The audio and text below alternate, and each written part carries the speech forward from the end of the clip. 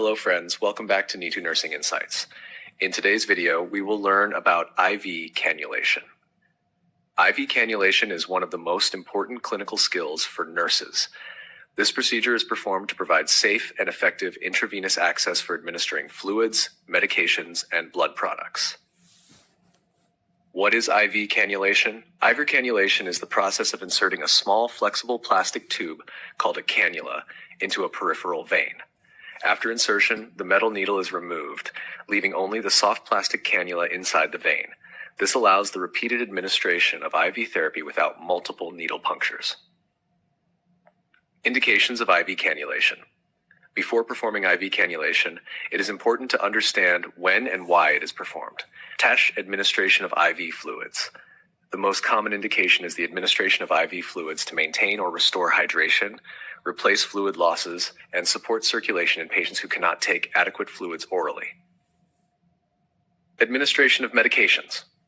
An IV cannula allows the rapid and effective delivery of medications, including antibiotics, analgesics, antiemetics, chemotherapy, and emergency drugs. The intravenous route provides immediate drug action and accurate dosing.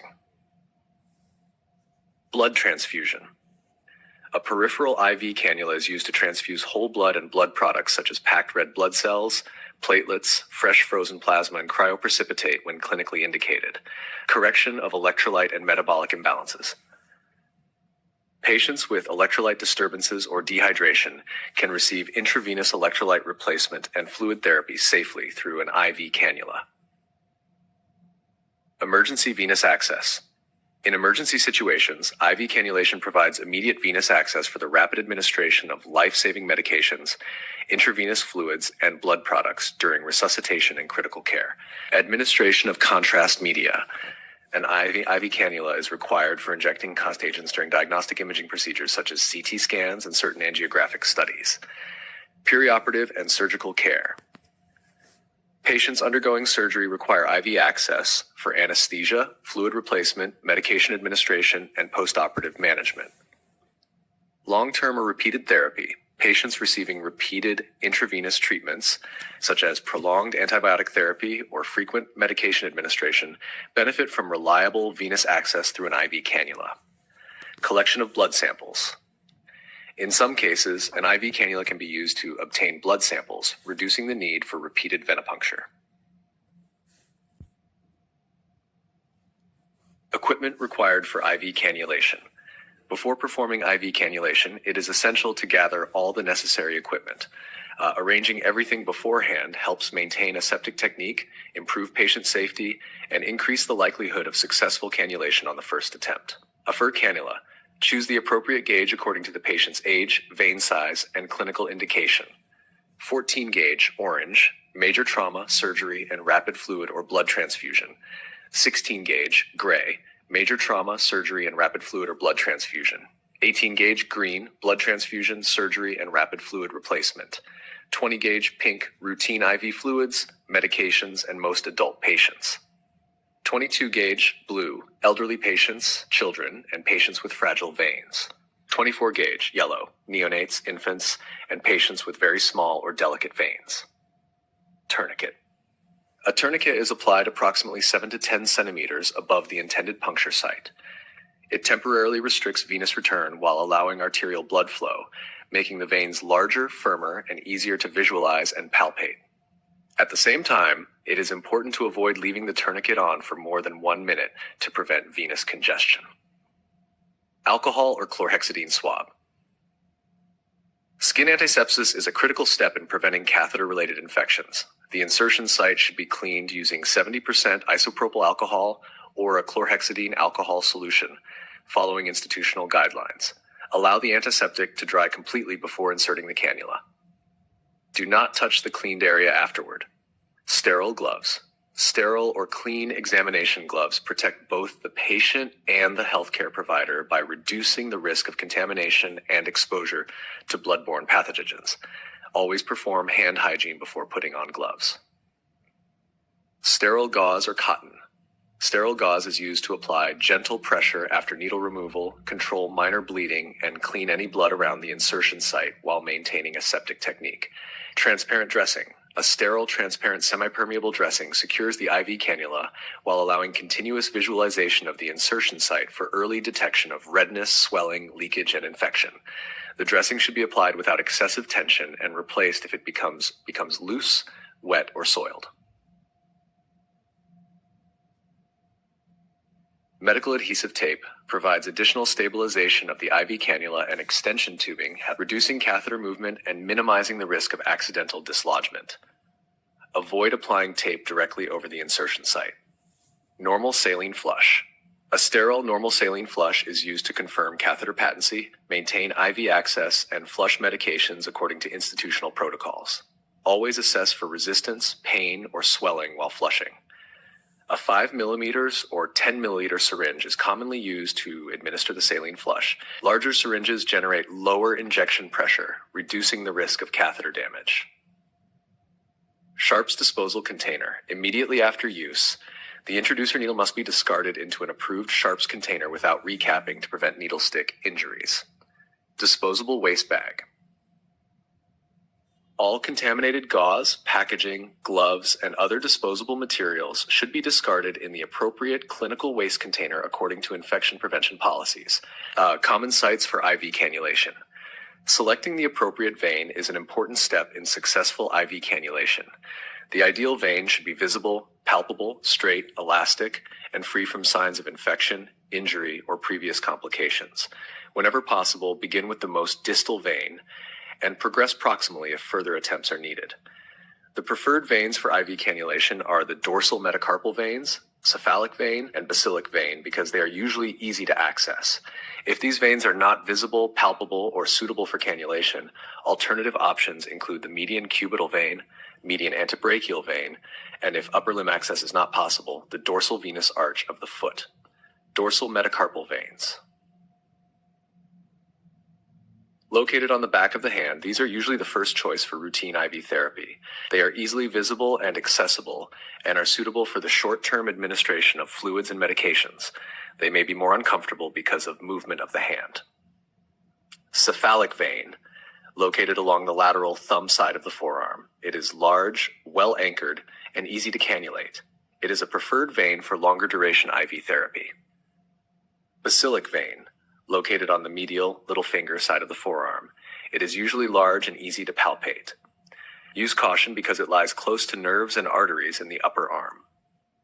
Median cubital vein, found in the antecubital fossa, front of the elbow. It is large and prominent and is often used in emergency situations, blood sampling, or rapid fluid administration. It is less suitable for long-term IV therapy because elbow movement can dislodge the cannula. Median antebrachial vein, located in the middle of the forearm. It is suitable for routine IV access when hand veins are unavailable. Dorsal venous arch of the foot. When necessary, it can be used if upper limb access is not possible. It is more commonly used in infants or under special clinical circumstances. It is generally avoided in adults because of the higher risk of infection and thrombosis unless specifically indicated. These are only veins to avoid. Avoid the following veins whenever possible. Veins over joints, bruised, swollen, or infected areas. Veins in limbs with arteriovenous fistulas. The arm on the side of a mastectomy with lymph node removal, unless specifically approved. Limbs with significant edema, burns, or trauma. Previously infiltrated or thrombosed veins. Always assess the patient's veins carefully. Choose the most appropriate vein based on the prescribed therapy, and use the smallest cannula that will safely meet the patient's clinical needs. Proper site selection improves patient comfort, increases first attempt success, and reduces the risk of complications. Step-by-step procedure of IV cannulation. Now let's go through the procedure for peripheral IV cannulation step by step. Following these steps helps ensure patient safety, maintain a septic technique, and improve the success rate of cannulation. Step 1. Verify the doctor's order and identify the patient. Confirm the physician's order, check the patient's identity using at least 2 identifiers, and review the indication for IV cannulation. Step 2. Explain the procedure and obtain consent. Introduce yourself, explain the procedure and its steps, answer any questions, and obtain the patient's consent. This helps reduce anxiety and promotes cooperation. Step 3, perform hand hygiene and wear gloves. Wash your hands thoroughly using soap and water or an alcohol-based hand rub, then put on clean gloves to minimize the risk of infection. Step 4, select an appropriate vein and limb. Choose an appropriate vein for cannulation, preferably on the non-dominant hand or forearm, ensuring the vein is visible and palpable. The preferred veins are the dorsal metacarpal, cephalic, and basilic veins. Avoid veins that are bruised, inflamed, sclerosed, or located over joints whenever possible. Step 5, apply the tourniquet. Place the tourniquet approximately 7 to 10 centimeters above the intended insertion site. This temporarily restricts venous return, making the vein more visible and easier to palpate. Step 6, clean the site with antiseptic and allow it to dry completely. Clean the selected insertion site using an antiseptic solution such as chlorhexidine or 70% alcohol. Clean in a circular motion from the center outward. After cleaning, do not touch the site again. Allow the antiseptic to dry completely, as this helps kill microorganisms effectively and reduces the risk of infection. Step 7. Insert the cannula with the bevel facing upward at a low angle. Hold the cannula with the bevel, which is the slanted opening of the needle, facing upward. Insert it into the vein at a low angle of about 10 to 30 degrees. This angle allows the needle to enter the vein smoothly with minimal trauma. Step 8.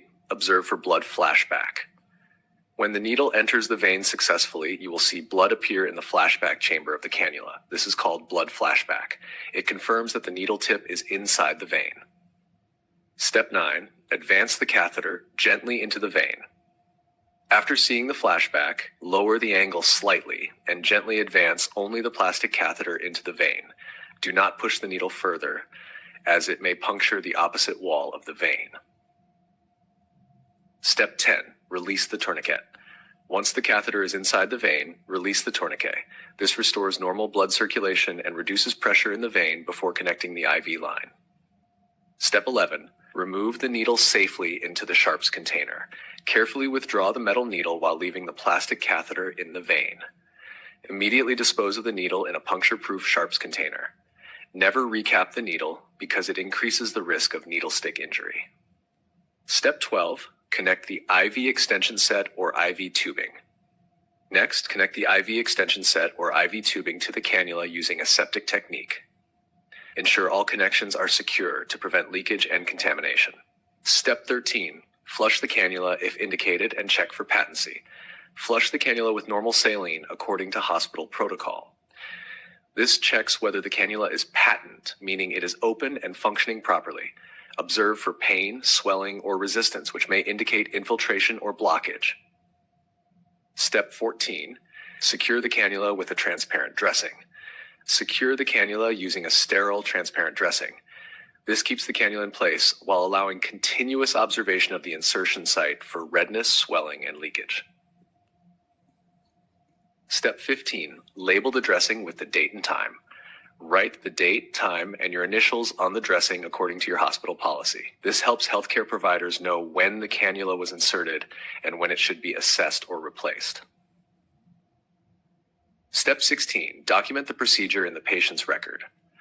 Finally, document the procedure accurately in the patient's record. Include the date and time of insertion, cannula size and insertion site, number of attempts, type of IV fluid started, and the patient's response. Proper documentation is an important nursing responsibility and ensures continuity of patient care. Conclusion. Let's conclude today's session. IV cannulation is one of the most important and commonly performed nursing procedures. It requires sound knowledge, proper assessment, good clinical skills, and strict adherence to infection prevention and control measures. As nurses, our responsibility is not only to insert the IV cannula correctly, but also to monitor patients regularly for any signs of complications, such as infiltration, phlebitis, infection, or fluid leakage. Early identification and prompt management of these complications help ensure patient safety and improve treatment outcomes. Always remember to follow a septic technique, choose the appropriate vein and cannula size, secure the cannula properly, and document the procedure accurately. These simple but essential steps help provide safe, effective, and evidence-based patient care. Thank you for watching this video. I hope this video has helped you understand the IV cannulation procedure in a simple and practical way. If you found this video helpful, please give it a thumbs up, share it with your friends and classmates, and subscribe to Naitu Nursing Insight for more nursing educational videos. Don't forget to press the notification bell so that you will be notified whenever I upload a new video. If you have any questions or suggestions, please leave them in the comments section. I will be happy to answer them. Thank you once again for watching. See you in the next class with another important nursing topic. Until then, stay safe, keep learning, and keep caring. Thank you, and take care.